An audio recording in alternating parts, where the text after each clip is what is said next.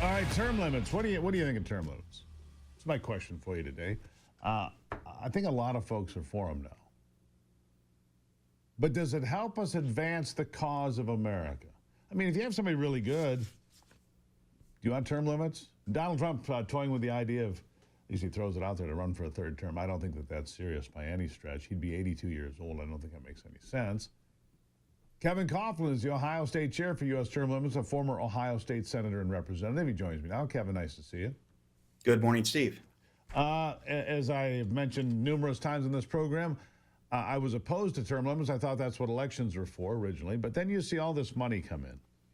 And you see people get elected because, in the Senate race here in Michigan, Alyssa Slotkin, who won the Senate seat, outspent her Republican challenger, Mike Rogers.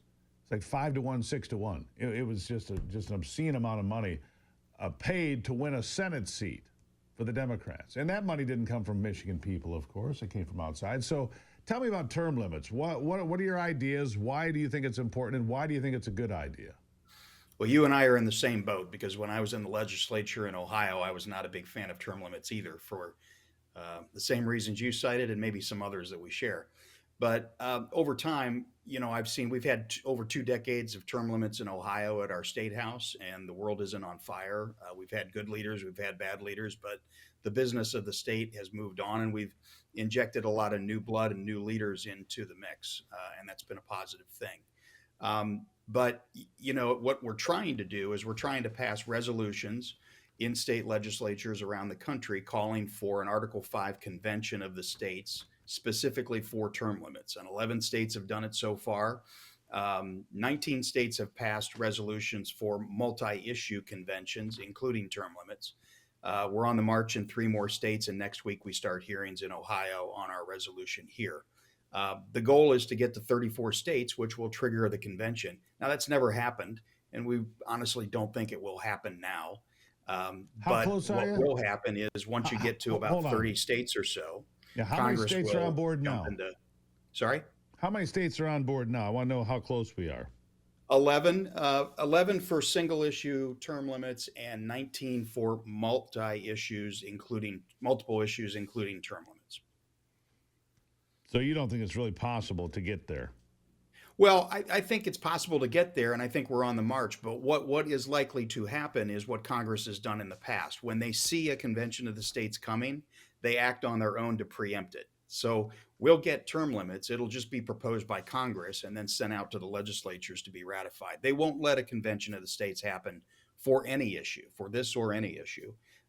But we can force their hand. Sometimes our friends in D.C. need a little help to do the right thing, and this is the process to do that. Yeah, sometimes they need a lot of help to do the right thing. What is your proposal for term limits? What is the take? How long in Congress? How long in the Senate? Yeah, the official position is that it's non-specific. We don't have a specific proposal. There are proposals in Congress for 6 years, for 12 years. I think that because the reality is that Congress is going to be the one that sets this. We're fine leaving it to them to do that. They may even grandfather themselves in. That's fine. Just do term limits and get it out there and get it in the Constitution. Well, Congress is little more than a senior center anymore. You look at Mitch McConnell, for example, easy thing to say, has no business being there. He's long past his expiration date. So is Joe Biden. So are a lot. We found a member of Congress from Texas, we being people looking for her, couldn't figure out where she was, found her in a senior home in Houston last year. She hadn't been to Congress in months. Her staff kept it under wraps. She didn't even know where she was. She had dementia so bad she didn't even know where she was, and yet she was still holding a seat in Congress. And that should be criminal, don't you think? Well, and you had the Dianne Feinstein situation last couple years. Dick Durbin from Illinois just announced that he is going to leave after many decades in Congress. And he's self-aware enough to say, look, I'm going to be too old and it's time to go. We need a few more people like that. I'm less concerned about the age issue than I am just about the longevity and the fact that during the course of my lifetime, I'm going to be 55 years old this month. During the course of my lifetime, Congress has really screwed up a lot of things by giving up a lot of power, by getting lazy. And these are the people, they put us in this incredible debt. They've given away all kinds of power to the executive branch and really aren't doing their job that they're elected to do. And these are the people that are supposedly experienced and senior. Here's And my I question. just think that's an indictment in itself. Yeah, here's my question, Kevin, because this is where I still get snagged because the people that remain, if you limit the number of terms in Congress, 3, 4, 5 terms, whatever it is, the people that remain are the staff members, the people that float around, those that actually write the bills, those that are behind the shadow, behind the curtain that don't get seen. They're the ones with the real power then. They might still be the ones with power now. Wouldn't it enhance the power of staffers and people that are unelected? Under the current system, staff is incredibly powerful. Quite Yeah, frankly, the members of Congress are incredibly reliant on staff, and so right. it's important for them to have good staff. But I'll say that at the end of the day, the people who are accountable are the ones making the final decisions on things. That would not change in this situation as well, and we've seen that in Ohio. Which is why you have some policy, veering to the this way and that way, as you have new members coming in because they're impressing their will as duly elected members of the legislature. Yeah.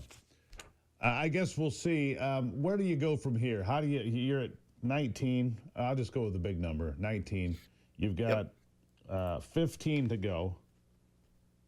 I guess my other concern about an Article 5 convention is simply this. You start the process of getting states signed up. There's no real limit on how long it can take to sign states up. Then you get to a point, could be 5 years from now, 10 years from now, you get to the Article 5 convention, and yet it's switched, and the people in power maybe are the leftists now. They want to change everything, get rid of the First and Second Amendments, get rid of First Amendment so we can protect hate speech or whatever, and get rid of the Second Amendment so we don't have to protect those that own guns. That's my concern about an Article 5 convention. I'll give you the last word. I share that concern, and that's why we're really pushing a single issue convention that would be locked into term limits only. All right. I appreciate that. Kevin, greatly appreciate it. Good conversation. Thank you for being here. Thank you, Steve. Always appreciate. What do you think about term limits? Go to stevegruber.com. Send me an email. What do you think about term limits really? I mean, it concerns me on a couple of different fronts there. It concerns me as far as who ends up with the power. Are the staffers that are left behind the ones with the real power? Are they the ones with the real power today anyway? Does it make any difference at all? I mean, maybe you don't, because here's the thing. Maybe as a lawmaker, you don't have real power until you're there for enough terms to be annoying. That should be a concern to people. That should be a concern. You know who's not going to be there that long? Sri Tanadar. Sri Tanadar. We're going to get to him in the next segment here. He's the guy from Michigan. Looks like he has a raccoon on his head. Is that a toupee? What is that? Looks like roadkill. He's the one that has put together 7 articles of impeachment against President Donald Trump, and the entire Democrat Party basically shunned him. Now he's being primaried, but he might have another career. Sri Tanadar. Talk about it coming up.